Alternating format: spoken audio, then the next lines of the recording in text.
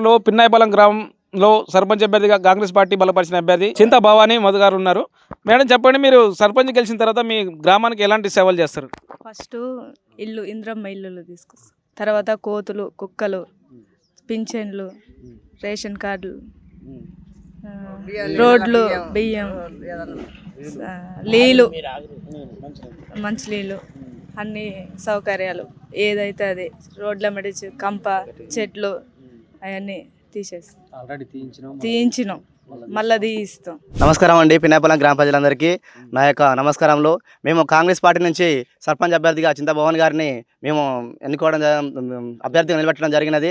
మేము చేసిన పనులు ఏమున్నాయంటే ఫస్ట్ హాఫ్గా చేయవలసినది మన ఒక 2-3 నెలల కింద 150 పిన్నాయపాలెం గ్రామ ప్రజలందరికీ నేను ఇంటింటి డోర్ తిరుగుకుంటా వాళ్ళ దగ్గర ఫామ్స్ అని వసూలు చేసుకుంటా 150 రేషన్ కార్డులు పోయి వాళ్ళ దగ్గర నుంచి ఫామ్స్ తీసుకొని పోయి సూర్యపేట ఎంఆర్ఆఫ్స్కి పోయి 150 రేషన్ కార్డులు తీసుకొని రావడం జరిగినది. గతంలో 3 సంవత్సరాలు ఉపాధి హామీ పనిలో పని చేయించిన నేను మా భవన్ గారి ఆధ్వర్యంలో పని చేయించినాము. 100 జాబ్ కార్డు తీసుకొచ్చినాము. మేము చేయించిన 3 సంవత్సరాలు ₹1 కూడా బకాయి లేకుండా 3 సంవత్సరాలు నిధులని మొత్తం విడుదల చేయించి ప్రజలందరికీ సేవ చేయించినాము. మరి అలాగే మేము మన ఎలక్షన్ల ముందల పిన్నాయపాలెం నుంచి పిల్లవారి దాకా ఇరువైపులా జేసీపీ తోటి కంప చెట్లని తీయించడం జరిగినది. ఊళ్ళో ప్రతి ఒక్క పిన్నాయపాలెం గ్రామ పంచాయతీలో ప్రతి ఒక్క ఇంటికి ఏదో రకంగా చేయడం జరిగినది. క్యాస్ట్ ఇన్కమ్లు కానీ, డెత్ సర్టిఫికేట్లు కానీ, మ్యారేజ్ సర్టిఫికేట్లు కానీ ప్రతి ఒక్క సర్టిఫికేటు ఏదైనా కూడా నేను ఊళ్ళో వండుకుంటా ప్రతి ఒక్క ఇంటికి సమస్య తెలుసుకుంటా ఒక 10 సంవత్సరాల నుంచి గ్రౌండ్ వర్క్ చేసుకుంటా జనాల కోసం వాళ్ళకి ఏం కావాలి, ఏ వసతి ఉన్నా అని తీర్చడం, ఏ సమస్య ఉన్నా తీర్చుకుంటా వాళ్ళ ముందుకు పోవడం జరుగుతున్నది. మేము ఇంకా ఇప్పుడు చేయాల్సింది ఏంటంటే చాలామందికి మా ఊళ్ళో ఇందిరా మిల్లులు లేవు. ఫస్ట్ మేము గెలవగానే మొదటి చేసేది ఇందిరా మిల్లులే. ప్రతి ఒక్కరికి కట్టుకునే ప్రతి ఒక్కరికి ఇందిరా ఇల్లు వచ్చే విధంగా 100 ఇల్లులు గెలవగానే 13వ తారీఖు లోపు 11వ తారీఖు ఓటింగ్ అయిపోతుంది. గెలిచిన మరుసటి రోజే 100 ఇల్లులు తీసుకొచ్చి పిన్నాయపాలని ఎవరికైతే ఇల్లు లేవో నిరుపేద కుటుంబాలు ఎవరైతే ఉంటారో వాళ్ళకు ఇల్లులు పెట్టే విధంగా చూస్తాము. అలాగే ఇంకా ఏమన్నా రేషన్ కార్డులు మన మ్యాక్సిమం అయితే నాకు తెలిసి నేను ఇంటింటి తిరుగుకుంటే రేషన్ కార్డులు ఏమైనా ఇప్పించినా ఇంకేమన్నా మిగిలిన వాళ్ళు ఉన్నా కూడా వాళ్ళకు కూడా రేషన్ కార్డులు ఇప్పిస్తా. ఇంకొకటి పింఛన్ సమస్య చాలా ఉన్నది ఈ పిన్నాయపాలెం గ్రామంలో. అది కూడా రేవంత్ గారు సార్ తోటి ఇక్కడ ఉన్న ఇన్ఛార్జి వీణారెడ్డి గారు అయినా ఇంకా ఎవరైనా కూడా వాళ్ళతో పెద్దలతో మాట్లాడి పింఛన్లు కూడా వచ్చే విధంగా చాలా వరకు ఉన్నారు. వితంతులు ఉన్నారు, కలిగిత కార్మికులు ఉన్నారు, వృద్ధాప్య ఉన్నారు, చాలామంది ఉన్నారు. వాళ్ళందరికీ పింఛన్లు వచ్చే విధంగా ఎమ్మటే గెలిచిన తర్వాత ఎమ్మటే పింఛన్లు వచ్చే విధంగా చేస్తాము. ఎందుకంటే మాది అధికార పార్టీ. ఏదైనా కూడా అధికార పార్టీకే ఓట్లు వేసి గెలిపించాల్సి కోరుచున్నాము. అధికార పార్టీ వలన ఏదైనా అవుతుంది.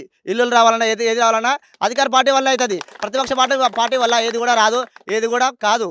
అందుకే అధికార పార్టీకి ఓటు వేసి భారీ ఎత్తున మేడతో గెలిపించి ఈ ఊర్లో సమస్యలు ఇంకా చాలా ఉన్నాయి. సిసి రోడ్లు ఉన్నాయి, డ్రైనేజ్ ఉన్నది. ఇంకోటి అక్కడ కొత్త ప్లాట్లలో అక్కడ కరెంట్ లైన్ లేవు. ఇంకోటి వాటర్ మంచినీళ్ళకు చాలా సమస్య ఉన్నది. అక్కడ ఎప్పుడు వాటర్ ఇబ్బంది ఎప్పుడు ఎక్కువవుతున్నది. అక్కడ రోడ్లు ఏమైనా నిర్మాణం చేసి ఉంటే నిర్మాణాలు, కరెంట్ పోల్లు, అలాగే మళ్ళా ట్రాన్స్ఫారం లేదు. అక్కడ మంచినీళ్ళ సౌకర్యం మెయిన్ ఉన్నది. మంచినీళ్ళ సౌకర్యం పైప్ లైన్ వేసి చేస్తాము. ఇంకోటి పిన్నాయపాలెంలో గౌడ సంఘాలు ఉన్నారు చాలామంది. వాళ్ళకి ప్రత్యేకంగా నిధులు తీసుకొచ్చి వాళ్ళ గౌడ సంఘం ఆఫీస్ను నిర్మించాలని కోరుచున్నాను. మళ్ళీ ఇంకోటి యాదవ సంఘం కూడా ఉన్నది. యాదవ సంఘానికి కూడా ప్రత్యేకంగా నిధులు తీసుకొచ్చి వాళ్ళకు కూడా ఒక ఆఫీస్ అనేది ఏర్పాటు చేస్తాము. ఇంకోటి ఇప్పుడు పిన్నాయపాలెం ఇక్కడ నుంచి కాటవేగుల దాకా సపరేటు నిధులు తీసుకొచ్చి తమ్మలు వేసి LED లైట్లు ఏర్పాటు చేసే విధంగా చూస్తాము. ఊళ్ళో కూడా మొత్తం పెద్ద లైట్లు వేసి ఊళ్ళో కూడా అభివృద్ధి అనేది చేద్దామని చూస్తున్నాము. లైట్లు అనేవి చిన్నగా ఉన్నవి, అవన్నీ పెద్దగా ఉండాలని చూస్తున్నాము.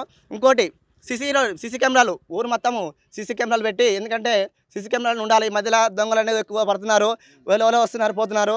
వాళ్ళ గుర్తింపు అనేది కావాలి, తెలియాలి.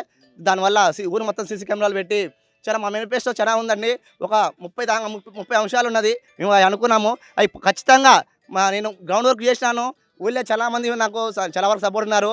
నేను అందరికీ అక్క, అన్న, తమ్ముడు అనుకుంటా ప్రేమ అని మర్యాదలతోటి ప్రతి ఒక్క ఇంటికి పోకుండా గడప తిరుగుకుంటా ప్రచారం చేస్తున్నాను.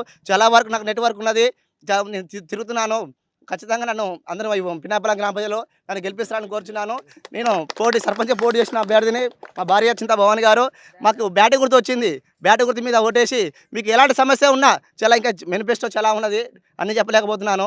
చాలా ఉన్నాయి. దాంట్లో మనం పెట్టాము, మన పిన్నాయపాలెం గ్రూప్లో కూడా పెట్టాము. ఆ పెట్టిన ప్రతి ఒక్కటి నేను చేస్తా, ఖచ్చితంగా చేస్తా. ఒకవేళ నిధులు రాకపోయినా సరే అవసరం అయితే నా భూమి అమ్ముకొని నేను చేసి చూపిస్తాను. నేను చెప్పినంటే చెప్పినట్టే మాట మీద ఉంటా. ఏ రోజు కూడా నేను మాట తప్పలేదు. నా 10 సంవత్సరాలలో ఊర్లో ఎవరైనా సమస్య నాన్న నాకు ఒక 500 కావాలి, ఒక 1000 కావాలి అని ఎవరైనా ఫోన్ చేసినా కూడా చాలా వరకు సాయం చేసినాం.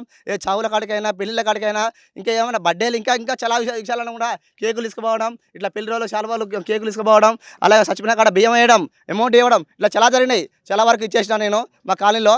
ఇంకా చాలా ఊరు కూడా అభివృద్ధి ఉంది. ఇప్పుడు వాళ్ళని ఒకవేళ చనిపోయినా కూడా వాళ్ళకు ప్రతి ఒక్క కుటుంబం మామూలుగా ఉంటుంది కానీ ముసలి వాళ్ళైనా ఇంకా ఒకళ్ళకి చనిపోయిన వాళ్ళకి ప్రతి ఒక్క కుటుంబానికి వాళ్ళని చనిపోతే ఒకళ్ళ కర్మగాలు వాళ్ళని చనిపోతే వాళ్ళకి 5,000 రూపాయలు వేసిన తర్వాత ఎవరికైనా కూడా ఊళ్ళే 5,000 రూపాయలు ఇచ్చుకుంటా పోతాము. అట్లా ఇంకా చాలా ఉన్నాయి మా మేనిఫెస్టో. సరే అన్నీ ఇంకా గుర్తురాట్లేవు. ఖచ్చితంగా అవన్నీ చేస్తాం.